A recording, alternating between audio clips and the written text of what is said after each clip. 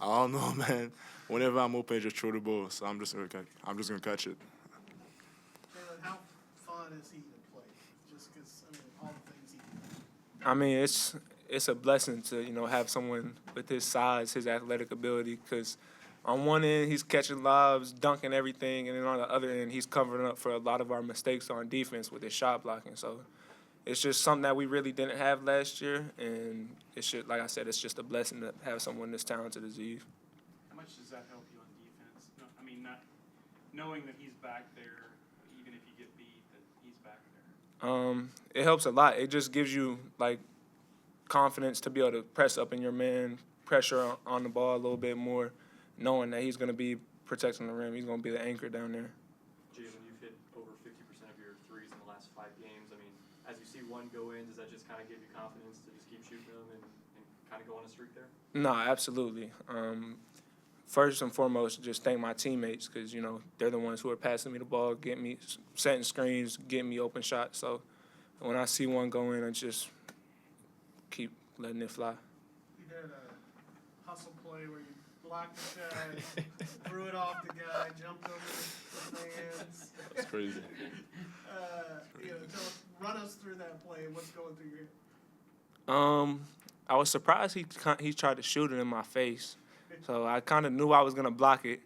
And then the ball bounced. He tried to block me out, so I kind of knew he wasn't going to go for the ball. So I just kind of did a little swim move and then saved the ball, threw it off him. And I didn't even know if I actually hit him because I had to turn around because I was, jumping into the fans. And then, yeah, that was really it. You're okay. Yeah, I'm straight. I'm good. What is the potential of this team defensively, do you think? I feel like the more we play, the more we we getting more connected between each others. So I feel like the more we play, you're gonna get better every day. And right now, I think we have 25 or less defensive figure for this game. Yeah. So you're just getting better every time, and I feel like you're getting better, and then hopefully next game we get we reach another goal and get less than 25. I was watching one of the broadcasts from y'all's games in Brooklyn, and one of the announcers said that you reminded him of young Clint Capella. That guy's in the NBA doing pretty well. How does that make you feel? It's a blessing to be compared to Clint Capella, but I'm just trying to play my way, and then if that's what people think, I can't do anything about it, but he definitely inspired me at some point. Yves, I was curious. So there were a couple instances where you or Josh got switched out onto some guards. I mean, and you even blocked a shot at one point. Y'all did pretty well. Do you feel confident when you get switched out onto a guard, even if the other team might think that's a mismatch, but for y'all it might be just fine? I feel confident because I know how my teammates around me. I know they can help me if I do a mistake, just like I help them whenever they do a mistake. So I'm just confident. I'm just trying to guard the guy in front of me. Yes. All right. Thanks, guys. Thank you, guys. Appreciate you. Well, I thought coaches love games where everyone gets involved, but I thought for us this was a step forward defensively because we played good 20 minutes in the first half or second half, but we haven't put two halves together. And to hold the team to 25% and 14 and 26 points, that's saying something. And I thought the guys were really locked in defensively, so really proud of their effort today. Is Yves like F.A. Udo level in terms of rim protection?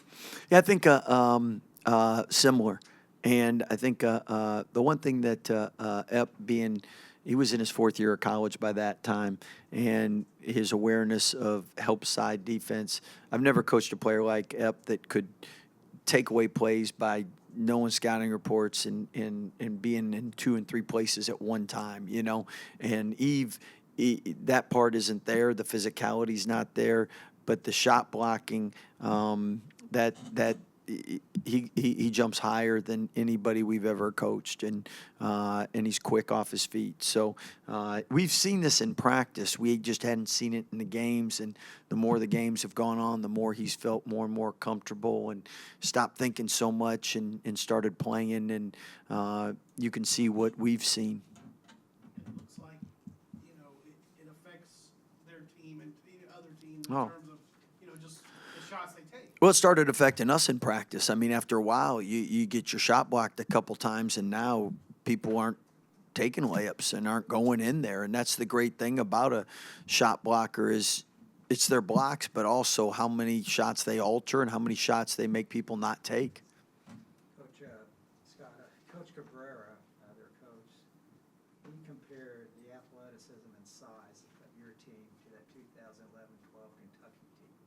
Does this team have a chance to be your best defensive team? Well, what do you know about that Kentucky team? I'm not sure. I like that, though. I will take that. Anthony Davis, because we played that team. I remember that team. You said he played against Yeah, you. okay. So, does Yeah. this have a chance to be your best defensive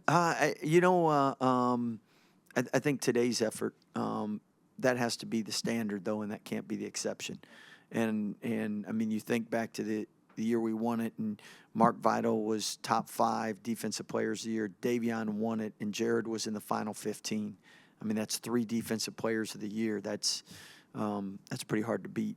So, love how this team plays hard, competes. We just have to do this all the time. Now, we do this the rest of the season, then the answer is yes. Because, I mean, 25%, that's remarkable. Are there certain benchmarks you're looking for coming into a game like this?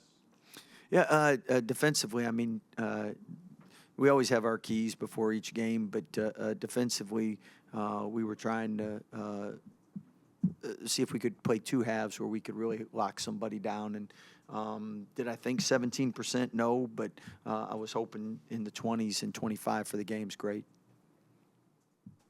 How about just y'all's ability to make the extra pass? It seems like that's a thing. Yeah, and that's harder and harder because normally it takes years of playing with guys. So you have to, first of all, bring in guys that can pass, dribble, and shoot, because you can't teach them that in a couple months. They have to have a feel. They have to have that skill.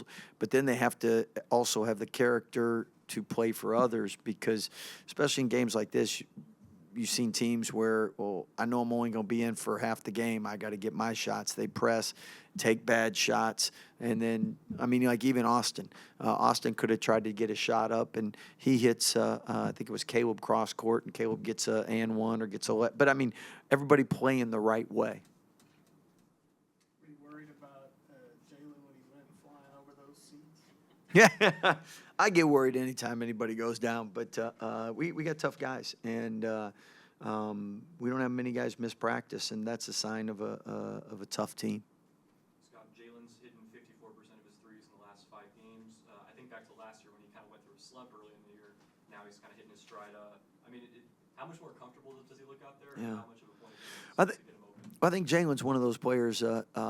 He's a comfort guy, and the more comfortable he feels, the better he plays. And I think last year just took him a while to get comfortable, and then to his credit and team's credit, this year he's picked up where he left off, and he's done a great job. How well do you feel the team's ready for this next stretch? Seton Hall, Michigan State, Duke. Well, I think this next stretch will show us what we need to get better on for Big 12 play, and obviously you rather learn through wins than losses. But the next stretch, I mean, you got a Big East, a Big 10, ACC team, and that should tell us where we need to be or what we need to focus on before we get into the grind of the 12. Scott, you wouldn't tell it by this game, but is this team kind of ready for a break, after Tuesday's game? Oh, hopefully not. I think normally you're ready for a break when you're not playing well. So we need to play well tomorrow and then play well all the way after Duke, and we play real well. I'll tell you, we're ready for a break. So yeah, but I haven't sensed that from this team, and The fact that you're so deep, yeah, does that keep guys maybe I think that, and I think the newness. Right. I think you got a lot of players that's their first time. I mean, like the Big East Challenge. We got a lot of guys that haven't been a part of a challenge. So that's exciting. That's new. That is something that is good, because if it's your fourth year doing something, you're not, but you don't have the experience. So it's a give and take thing. Hey, you guys enjoy the rest of your day, all right?